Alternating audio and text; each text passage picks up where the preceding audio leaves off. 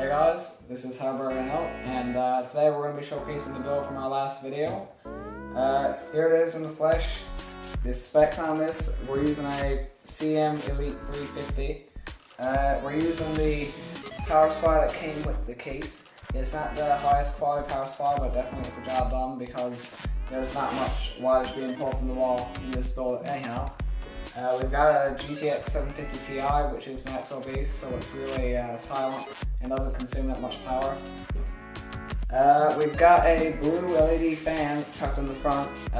If you're gonna make this build, then I would recommend getting the fan in the front along with the one in the exhaust, because just having one exhaust isn't going to be really sufficient for cooling. Our motherboard is a Gigabyte 78LMT USB 3. It only runs SATA 2, but this is a entry-level build, so that's fine.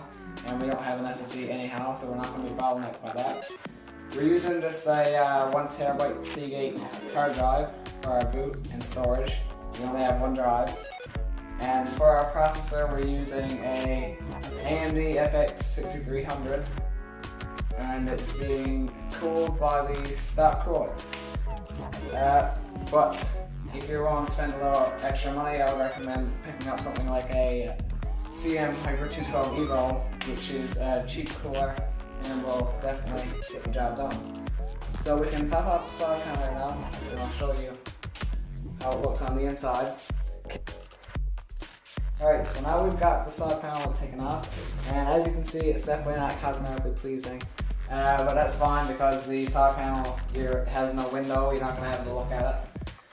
So you can see here we've got our 750 Ti nicely seated, and the cooling is well sufficient. We've got cold air being sucked in right on the 750 Ti here, and the 750 Ti is already running cool anyhow since it's Maxwell based. We've got our stock cooler here, we've just got plugged right in. As you can see here, I've got some knots tied in the cable here to so there's not so much slack, so it looks a little bit better. As you can see, I've got some twist ties here, because we have no optical drives. We have no optical drives, so we just use that for cable management. But if you ever make this build yourself, I would recommend strapping all this to the ceiling, which would make it look a lot better. And I forgot to mention in the last take that we have 8 gigs of HyperX RAM in here, which looks really nice. So I would recommend to check the manual when you're putting this together to make sure that you've got the RAM running in the right channel. Because when you're installing RAM, obviously, you should avoid 1-stick configurations and 3-stick configurations. And if you've got 4 sticks, obviously plug it into all 4 DIMMs. If you've got 2 DIMMs, check your manual to make sure that you're plugging it into the right ones. Usually it would be a DIMM slot away from each other. So we've got our 750 Ti secured here. We've got our Gigabyte motherboard. It looks nice. This motherboard is very nice, by the way, for the price. This is only going to put you down about $60, I believe.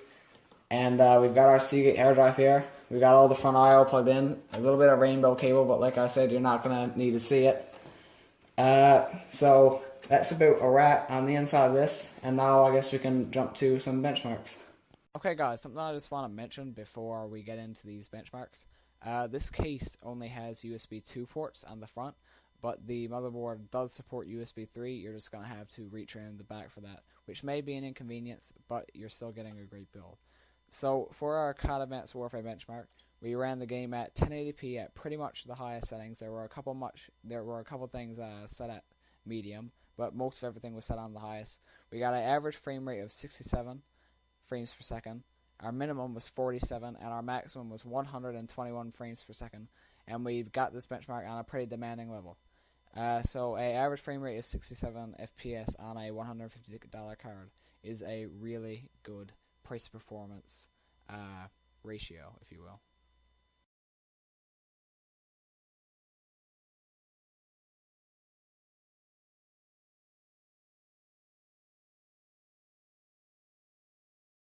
For our Minecraft benchmark, we ran around a pretty well developed world that was already made by a friend of ours.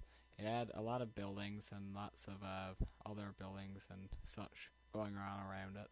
You had a lot of things. We ran this at 1080p maxed out at 15 render distance.